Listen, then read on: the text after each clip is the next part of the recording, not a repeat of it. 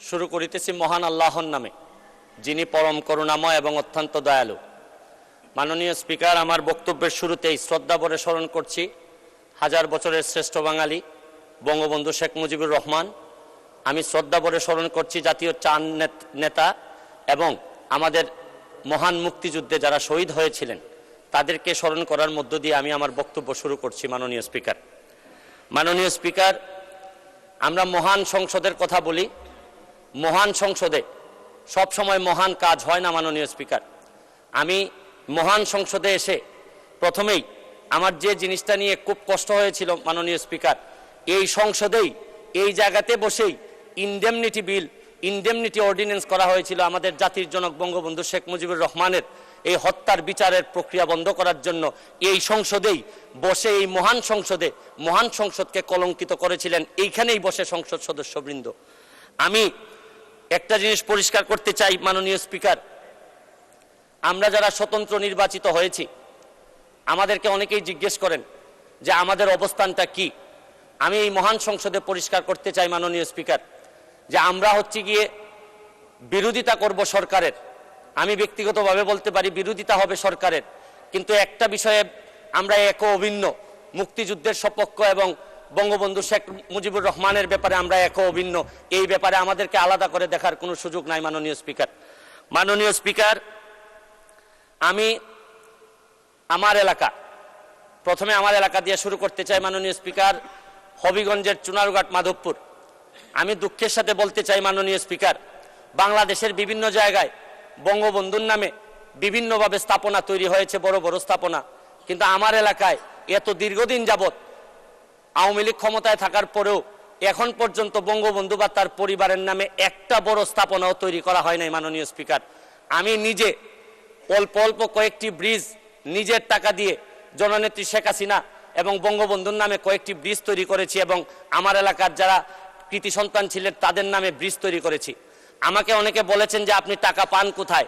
আমার এলাকায় আমি বলছি যে আমি টাকা পাই কোথায় এটা জিজ্ঞেস করার আগে মাননীয় প্রধানমন্ত্রীকে জিজ্ঞেস করেন যে উনি বাংলাদেশের উন্নয়নের জন্য এত টাকা পান কোথায়। ইতিহাসের যে উন্নয়ন উনি করেছেন এইটা তো আগে বাংলাদেশের ইতিহাসে কখনো হয়নি।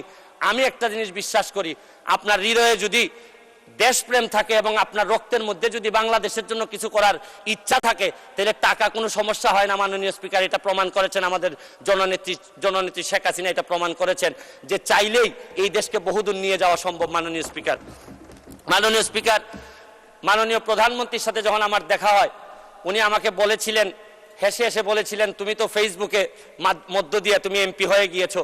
আমি একটা জিনিস পরিষ্কার করতে চাই আজকে মাননীয় স্পিকার, যে আমি ফেসবুককে ব্যবহার করে হয়েছি, কিন্তু একটা জিনিস, বাংলাদেশটাকে যিনি ডিজিটাল বাংলাদেশে রূপান্তরিত করেছেন আর এইটার প্রোডাক্ট হচ্ছে গিয়ে আপনার ফেসবুক।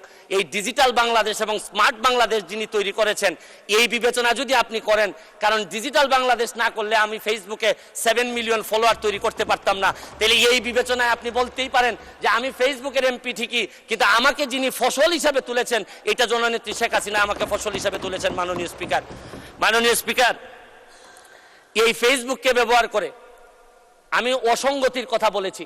এই ফেসবুককে ব্যবহার করে আমি ফুটবলে নিয়ে মানুষকে মাঠে নিয়ে গেছি এবং আমি মাদক মুক্ত সমাজ ব্যবস্থার কথা বলেছি। আমি একটা কথা বলতে চাই, আমি ধন্যবাদ জানাই সজীব ওয়াজেদ জয়, আমি ধন্যবাদ জানাই আমাদের জুনায়েদ আহমেদ পলক ভাইকে, যেভাবে এই কনসিস্টেন্টলি এই উন্নয়নটাকে ধরে নিয়ে যাচ্ছেন। আরে অনেকে আমি বক্তব্যতে শুনি বলেন যে আমরা ডিজিটাল বাংলাদেশ নির্মাণ করব। আমি তো বলি নির্মাণ হয়ে গেছে অনেক আগেই। এই ডিজিটাল বাংলাদেশের ফসল অলরেডি আমি এমপি হিসাবে এই মহান সংসদে অলরেডি চলে আসছি মাননীয় স্পিকার, আমি আরেকটা জিনিস আপনাদেরকে বলতে চাই। অনেকেই বলেন যে স্বাধীনতার সপক্ষের সরকার থাকলে কি হয় আর স্বাধীনতার বিপক্ষের সরকার থাকলে কি হয়। আমি একটা জিনিস জিজ্ঞেস করতে চাই, আপনাদেরকে বলতে চাই, স্বাধীনতার সপক্ষের শক্তি যখন ক্ষমতায় থাকে তখন কি হয় হচ্ছে গিয়ে এলিভেটেড এক্সপ্রেসওয়ে হয়, সারা পৃথিবীর সাথে যুদ্ধ করে পদ্মা সেতু বানানো যায়। আপনি দেখেন এই রূপপুর পারমাণবিক কেন্দ্র বানানো যায়, টানেল বানানো যায়, মেট্রো রেল বানানো যায়। আমি এয়ারপোর্টে এবং ধন্যবাদ জানাই মাননীয় প্রধানমন্ত্রীকে, ফুটবল খেলায় যখন ফরিদপুরে যেতাম, মাদারীপুরে যেতাম, আমার সারা দিন কেটে যেত। কিন্তু এই ব্রিজ হওয়ার পর আমাদের সিলেটের বেশিরভাগ মানুষ দক্ষিণবঙ্গে যাই নাই। মাননীয় স্পিকার, আর 2 মিনিট সময় দেন। মাননীয় স্পিকার, আমি এইটা এলিভেটেড এক্সপ্রেসওয়ে উঠলে এয়ারপোর্টে যাইতে আমার বিশ্বাস যে সবচেয়ে অপছন্দ যারা করে এই সরকারকে, তাও এলিভেটেড এক্সপ্রেসওয়ে মুখ লুকিয়ে লুকিয়ে কোনো রকম চলে যায় এয়ারপোর্টে, মনে করে যে এই জিনিস হওয়ার পর তো আর অন্তত এই প্রতিবাদ বা সমালোচনা করা সাজে না এদের। আমি আরেকটা জিনিস বলি, মুক্তিযুদ্ধের বিপক্ষের সরকার থাকলে কি হয়? বোমাবাজি হয়, 21-এ গ্রেনেড হামলা হয়। আমি আরেকটা জিনিস আপনাদেরকে বলতে চাই মাননীয় স্পিকার, আমি আন্তর্জাতিক অপরাধ ট্রাইব্যুনালের সর্বকনিষ্ঠ প্রসিকিউটর হিসাবে আমি আগেই যখন আমাকে সিট বরাদ্দ দেওয়া হয়, আমি আগেই জিজ্ঞেস করে নিছি যে আমার সিটে কি যাদের বিচারের সাথে আমি ছিলাম, এই যে আন্তর্জাতিক অপরাধ ট্রাইব্যুনালে যাদের বিচারের সাথে ছিলাম, এই সিটগুলা কি তাদের ছিল কিনা। আমি নিশ্চিত হয়েছি যে এই সিটগুলাতে ওনারা ছিলেন না, কারণ আমি বিশ্বাস করি আন্তর্জাতিক অপরাধ ট্রাইব্যুনালের প্রসিকিউটর হিসাবে আমি কোনো যুদ্ধাপরাধীদের সিটে বসতে পারি না মাননীয় স্পিকার।